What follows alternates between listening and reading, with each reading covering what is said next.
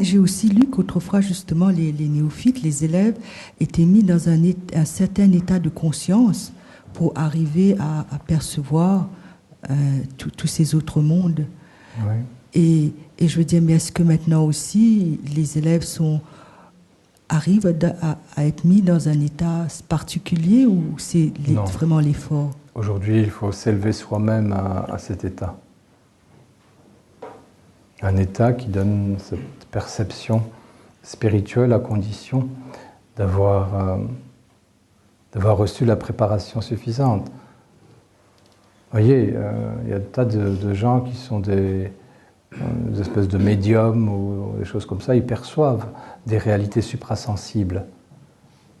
Et là, actuellement, c'est la mode depuis quelques décennies du channeling, où tous ces channels ou tous ces médiums disent entrer en contact avec des réalités suprasensibles. En général, c'est Dieu le Père, ou chez les chrétiens, c'est la Vierge Marie, c'est les archanges, c'est les anges. Et puis, en réalité, tous ces gens ne savent absolument pas de quoi ils parlent. Ils ne savent pas ils ne savent pas discriminer dans ces mondes, parce qu'ils n'ont pas appris à discriminer. Si on entre en contact dans le monde astral, par exemple, avec ce qu'on appelle le résidu du corps astral, ou la mémoire, si vous voulez, du corps astral, de qui, par exemple? Elle est de Saint François d'Assise, vous connaissez? Oui. Ou bien du Bouddha. En réalité, vous entrez en contact là avec une mémoire, et vous pouvez même lui poser des questions et ça va vous répondre. Et ceux qui entrent en contact avec ces entités-là, ou avec l'archange Michael, si vous voulez, et les personnes vont entendre des réponses de la part d'une espèce d'entité de mémoire qui raconte tout et n'importe quoi. Parce qu'il ne s'agit pas de l'entité réelle avec laquelle on est en contact. Et cette entité de mémoire peut vous dire des choses les plus vraies qui soient, les plus élevées qui soient, les plus belles qui soient, comme les sottises les plus grandes. Ça signifie tout simplement qu'il faut une excellente connaissance d'abord de ce que sont ces mondes, de la manière dont on y entre consciemment et comment on arrive à reconnaître ceux avec quoi on est réellement en contact.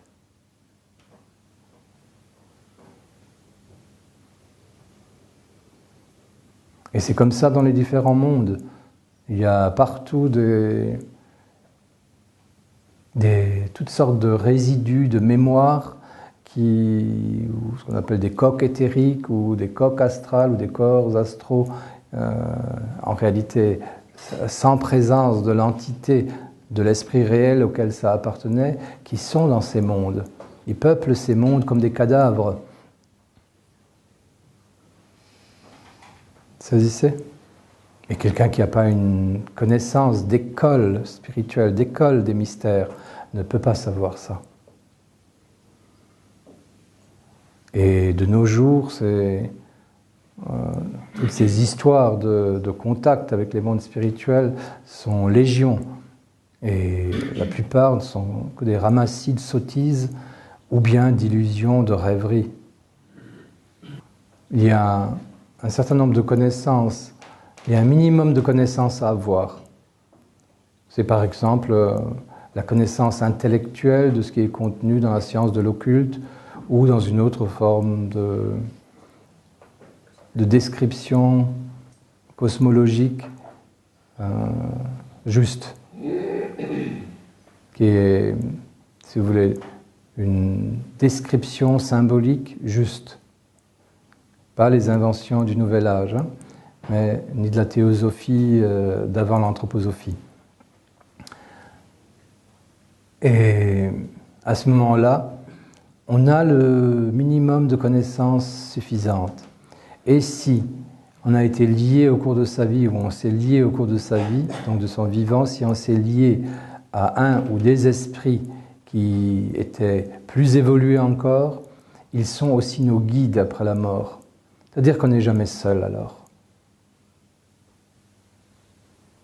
Il y a les connaissances propres acquises, même si, par exemple, on n'a pas tout compris, pas tout retenu, puisque beaucoup de personnes ont ce type de problème. L'important, c'est d'en avoir pris connaissance un jour, et ces connaissances descriptives de ces mondes sont en réalité comme intégrées en soi. Et on reconnaît ensuite ce qui se passe dans ces mondes lorsqu'on y entre, de façon consciente, comme si on connaît un éveil au moment de la mort. Mais même si on ne connaît pas l'éveil au moment de la mort, si on est bien préparé et bien accompagné, à ce moment-là, les choses sont plus simples.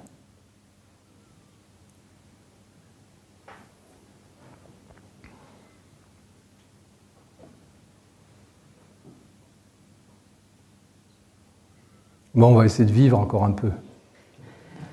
Oui. J'ai quand même l'âge. Oui, mais je ne suis pas sûr que ce soit toujours une question d'âge. La meilleure façon de s'entraîner, c'est de s'éveiller tous les jours, le plus souvent possible, face au plus grand nombre d'événements possibles. Ça, c'est la meilleure façon de se préparer à entrer consciemment ensuite, à la fois dans le sommeil et dans la mort. Mais si on reste endormi déjà toute la journée, alors qu'on est censé être réveillé au moins, ça pose un gros problème. Donc le travail est avant tout un travail de rappel de soi, de présence à soi et d'éveil à soi et aux autres et au monde au courant de la journée. Ça, c'est le plus important.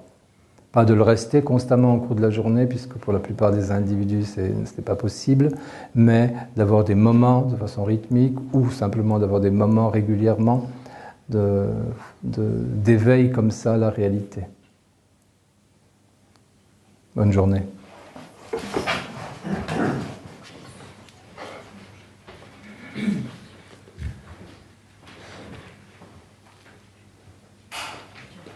Doucement. Soude. Gérald.